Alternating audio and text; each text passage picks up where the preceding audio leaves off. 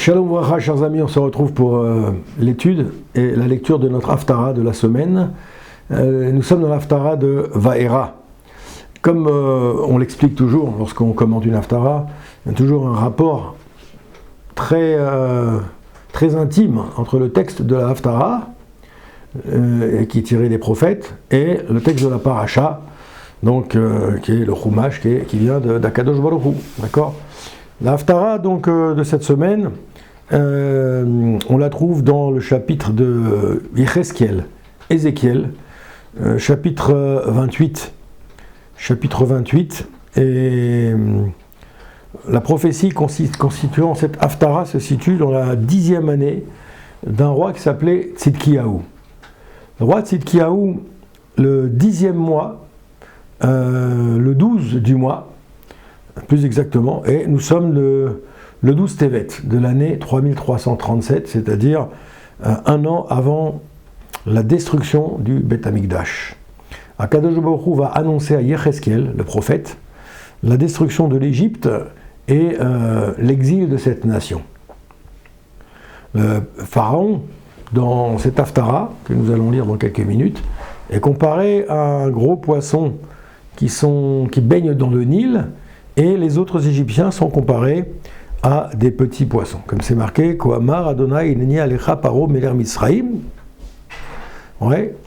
Atanim Agadol Abatz Betor Yairou. C'est marqué comme ça, je vais combattre le pharaon, roi d'Égypte, Tanim, sorte de gros poisson, couché au milieu du fleuve. Et c'est marqué là-bas, je mettrai un anneau dans tes joues, qui fait une allusion à un hameçon, et je t'expulserai vers le désert. On voit que dans cette Haftara, après avoir longtemps dominé le monde antique, l'Égypte va à son tour être écrasée par l'empereur babylonien. L'empereur babylonien s'appelle Nabuchodonosor, Nebuchadnezzar en hébreu. Sa population sera dispersée, la population d'Égypte, le peuple égyptien sera dispersé dans un exil de 40 ans. C'est ce qu'on va apprendre dans cette Haftara, et le pays sera réduit à l'état de désert. Puis, ensuite, l'Égypte reviendra sur sa terre, mais elle ne va jamais retrouver sa puissance, nous dira le Navi, le prophète Ézéchiel, ici, au verset 14. Cet exil sera provoqué par Nebuchadnezzar, c'est-à-dire Nabuchodonosor, en l'an 3346, c'est-à-dire 8 ans, après qu'il aura détruit Jérusalem et le premier temple, et qu'il aura également exilé Bnei Israël vers Babylone. Mais pourquoi cette colère divine s'est abattue sur l'Égypte à ce moment-là ? C'est la question que se posent les Mefarshim, les commentateurs. On va voir ici que les enfants d'Israël se sont appuyés sur la puissance de l'Égypte dans l'espoir de prendre le dessus sur les Babyloniens. Et à l'époque d'un roi qui s'appelait Sancheriv, puis à l'époque de celle de Nebuchadnezzar, Nabuchodonosor. Comme Rashi va l'expliquer, un verset un petit peu plus loin, et les habitants de l'Égypte sauront que je suis Hachem, car ils ont été une canne de roseau pour les enfants d'Israël. La canne de roseau, à laquelle fait allusion ici l'Haftara, que nous allons lire, elle exprime ici l'idée que les Bnei Israël ont voulu s'appuyer sur l'Égypte de la manière dont on s'appuie sur une canne. Mais cette canne s'avérait être qu'un roseau. Donc le problème, c'est que la canne, dès qu'on va appuyer dessus, elle va ployer, elle va se courber, elle va se casser à la moindre poussée. Le Radak, qui est un grand commentateur du Nar, du prophète et du Navi, entre autres, il explique que la confiance excessive que les Bnei Israël ils avaient en Égypte, ça les a détournés de celle qu'ils auraient dû avoir en Hachem. Quand tu as trop confiance dans les hommes, tu as moins confiance en Hachem. Quand tu as beaucoup confiance en Hachem, tu as moins confiance dans les hommes. Ça fonctionne comme ça.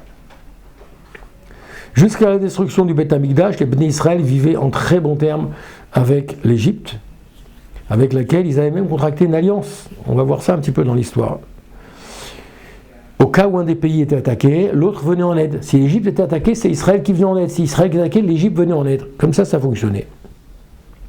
Et cette alliance, ça va donner l'assurance à Tzidkiyahu, qui va avoir l'audace de se rebeller contre qui ? Contre Nabuchodonosor, Nebuchadnezzar.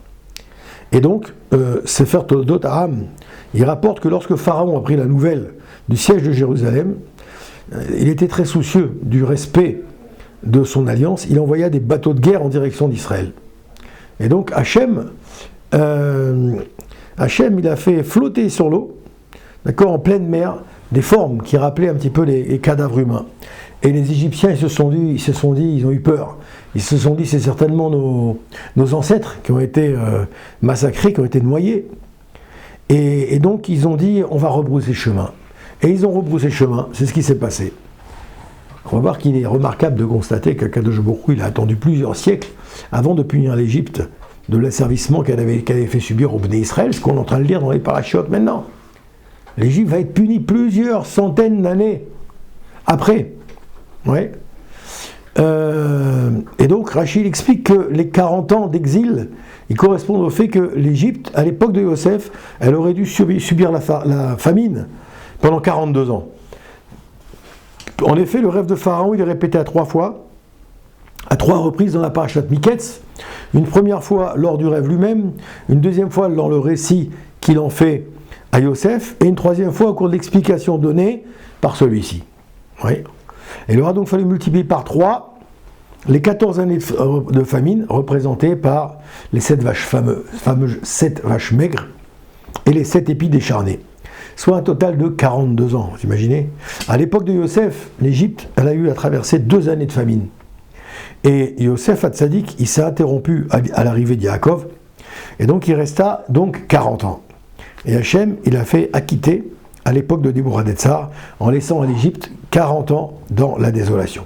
Comme ça s'est passé. Donc on voit bien que rien n'échappe à la justice divine. Quand Akadosh Baruch Hu a décidé quelque chose, il arrive que des comptes ne soient réglés qu'après plusieurs années ou qu'après centaines d'années. Ouais.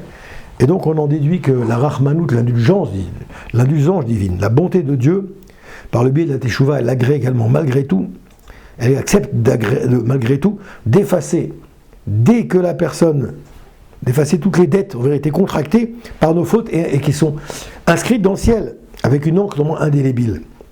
Mais seule la Teshuvah, elle va pouvoir contribuer à gommer tous ces mauvais pas, on va dire comme ça. Voilà, alors face qu'Akadosh Baruch Hu nous fasse le mérite d'assister à la venue du Mashiach, comme c'est marqué dans la dernière phrase de l'Haftara, qu'on va lire aujourd'hui. C'est marqué là-bas, Bayomahu, Emtsa Keren le Bet Israël, Bimera Beyamenu. Voilà, on espère que Bezrat Hashem puissions-nous mériter d'assister à la venue du Mashiach, comme c'est annoncé dans le dernier pasouk de cet Haftara. Voilà. Alors qu'à l'accoutumée, je lis les 2 brachot, l'introduction, puis la Haftara tout de suite. Vous aurez le texte qui sera sur la droite de votre écran, et vous pourrez suivre comme ça en même temps, et vous initier à la Haftara.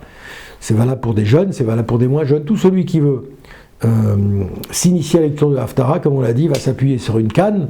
Voilà, la canne, c'est Espace Torah, il y a au Ben Doulou. Voilà 2 cannes aujourd'hui pour vous appuyer, pour préparer cette Haftara, la comprendre un peu mieux, et puis surtout pouvoir la lire si vous le souhaitez, pour une bonne occasion. J'espère que pour des joies.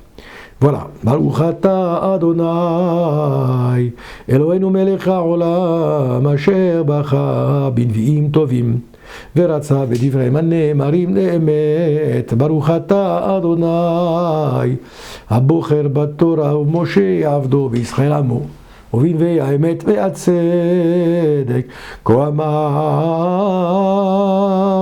אדוני אלוהים בקבצי את בית ישראל מן העמים אשר נפוצו בם ונקדשתי בם לעיני הגויים. וישבו על אדמתם אשר נתתי לעבדי ליעקב וישבו עליה לבטח ובני בתים ונטעו כרמים וישבו לבטח בעשותי שפטים בכל השתים אותם מסביבותם וידעו כי אני אדוני אלוהיהם. בשנה העשירי בעשירי ב12 לחודש היה דבר אדוני אלי לאמור בן אדם שים פניך על פרעה מלך מצרים, וינבא עליו, ועל מצרים כולה דבר, ואמרת, כה אמר אדוני אלוהים, הנני עליך פרעה, מלך מצרים התנים הגדול, הרובץ בתוך יאוריו, אשר אמר לי יאורי ואני עשיתיני, ונתתי אחיתי בלחייך, והדבקתי דגן יאוריך בקשקשותיך, ועליליתיך מתוך יאוריך, ואת כל דגן יאוריך בקשקשותיך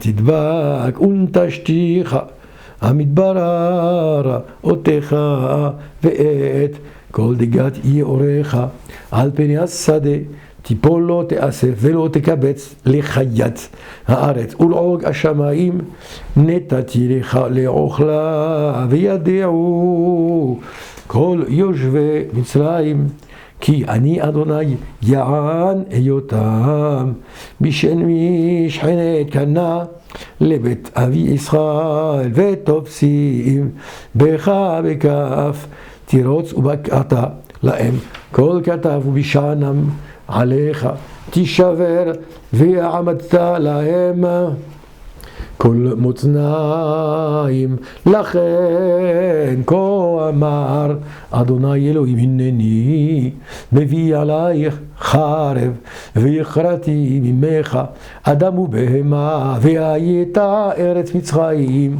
לשממה וחרבה, וידעו כי אני אדוני יען אמר יאור לי ואני עשיתי.